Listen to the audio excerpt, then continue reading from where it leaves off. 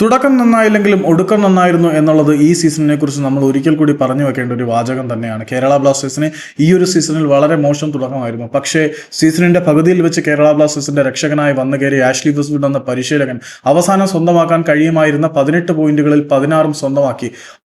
നിങ്ങൾ ആലോചിച്ച് നോക്കണം, 7 മത്സരങ്ങളിൽ നിന്നും 16 പോയിന്റ് ബ്ലാസ്റ്റേഴ്സ് സ്വന്തമാക്കിയിട്ടുണ്ടെങ്കിൽ ഈ ഒരു പരിശീലകൻ നേരത്തെ ഉണ്ടായിരുന്നെങ്കിൽ ഇന്ത്യൻ സൂപ്പർ ലീഗിലെ ആ ഒരു കിരീടം കേരള ബ്ലാസ്റ്റേഴ്സിന്റെ തലയിൽ ഇരുന്നേനെ. നമുക്ക് കിരീടം സ്വന്തമാക്കാൻ പറ്റാഞ്ഞിട്ടൊന്നുമല്ല, ഈ ഒരു മാനേജറിന്റെ പിടിപ്പുകേടിനെ നമ്മൾ ഇപ്പോഴും എടുത്ത് കാണിക്കുക തന്നെ വേണം. വേണമെങ്കിൽ ചെയ്യാൻ പറ്റുന്നേ ഉള്ളൂ, വേണമെങ്കിൽ കിരീടം സ്വന്തമാക്കാൻ കഴിയുന്നതൊക്കെ ഉള്ളൂ. ഇതൊരു പാഠമാണ് ഈ ഒരു സീസൺ. ഏതായാലും കേരള ബ്ലാസ്റ്റേഴ്സിന്റെ ആരാധകർ ഈ ഒരു മത്സരത്തിൽ സ്റ്റേഡിയത്തിലേക്ക് എത്തി എന്നുള്ളത് വളരെ നല്ല കാര്യം തന്നെയാണ്. കേരള ബ്ലാസ്റ്റേഴ്സിന് വേണ്ടി ഹൃദയം പറിച്ച് കയ്യിൽ വെച്ച് കളിച്ച ഫാലോ ഇന്ത്യയെ പോലെയും ഫ്രാൻസുവിനെ പോലെയും കെവിൻ യോക്കിനെ പോലെയുള്ള താരങ്ങൾക്ക് നമുക്ക് നൽകാൻ കഴിയുന്ന ഒരു ട്രിബ്യൂട്ട് അതായിരുന്നു.